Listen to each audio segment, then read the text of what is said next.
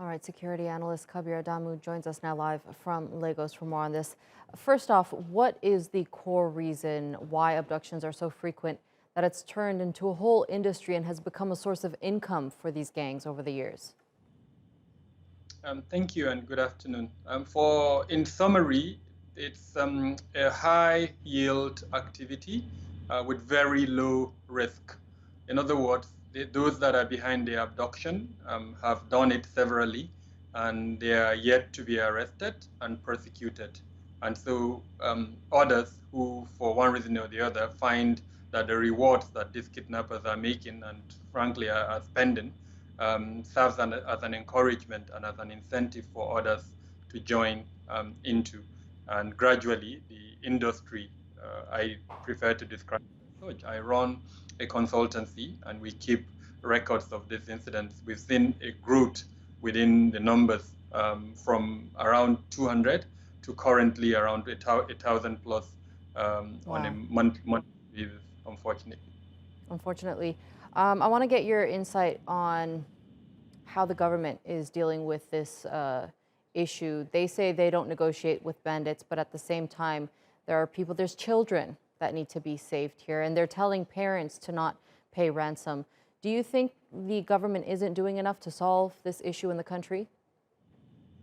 So there is no legal position on that. In other words, Nigeria runs a democracy, and there is no law that clearly says the payment of ransom is banned, at least at the federal level. Now, some state governments have come out with pronouncements that says do not negotiate with bandits, even though they themselves sometimes negotiate with the bandits. So there is no clarity from a legal point of view on what the position of the law is on payment of ransom. So one of the things that we've actually advocated from my consultancy is that that decision should be taken by especially the legislative arm of government that has responsibility for passing laws to make it clear the payment of ransom is banned, as an example.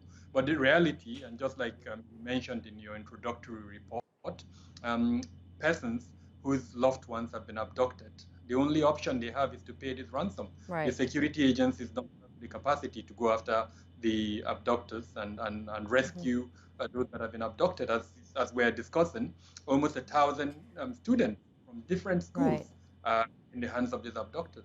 What about the families? I mean, so many people give up everything they have as ransom, as you mentioned.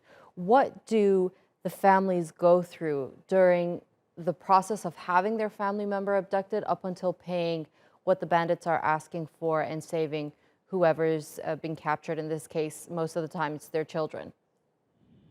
So recently, and just like a week ago, Nigeria hosted the Safe Schools Declaration event, where the world came over and discussed ways to protect schools in Nigeria. And one of the things that came out during that event, the international conference, is the absence of psychosocial support for both parents and students who have been victims of attacks on school, including abduction.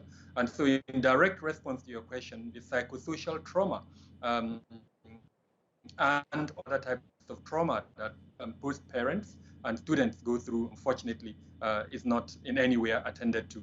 I know there are civil society organizations, NGOs, that try to support parents and students, but it's not adequate. There are still parents and students who are living the trauma of having been victims of kidnap for ransom or victims of other forms of attack.